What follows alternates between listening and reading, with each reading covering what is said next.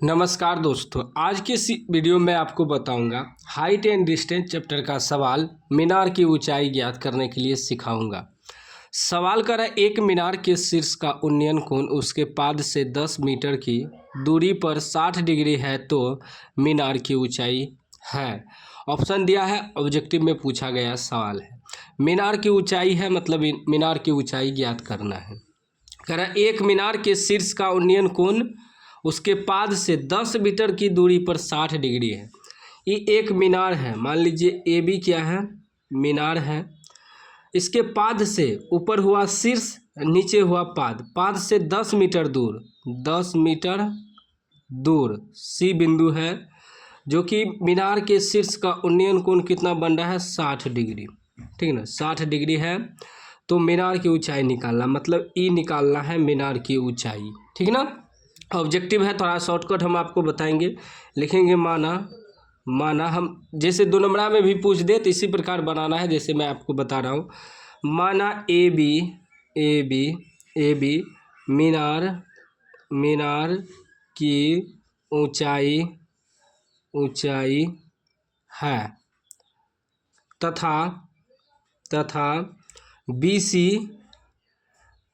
सी मीनार के पाद से उन्नयन कोण, नहीं भी लिखेंगे चलेगा, तथा BC बराबर देते हैं, कितना दिया है, 10 मीटर।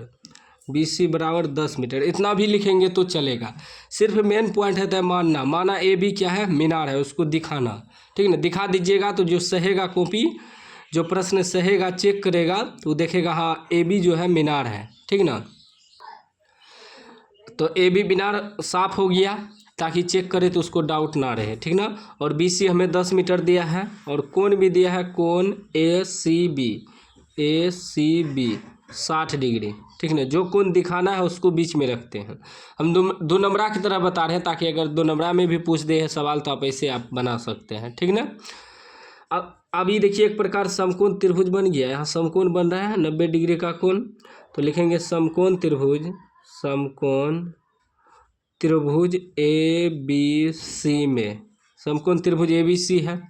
ठीक, तो ई क्या है, ये मीनार है और ये पाद बिंदु से जहाँ 60 डिग्री का कोण बन रहा है, ये आपका जो है आधार हो गया, ये आपका लंब हो गया, ये आधार, क्योंकि यहाँ थीटा, यहाँ कोण बन रहा है तो इसके सामने ये लंब हो जाएगा, ये आधार हो जाएगा।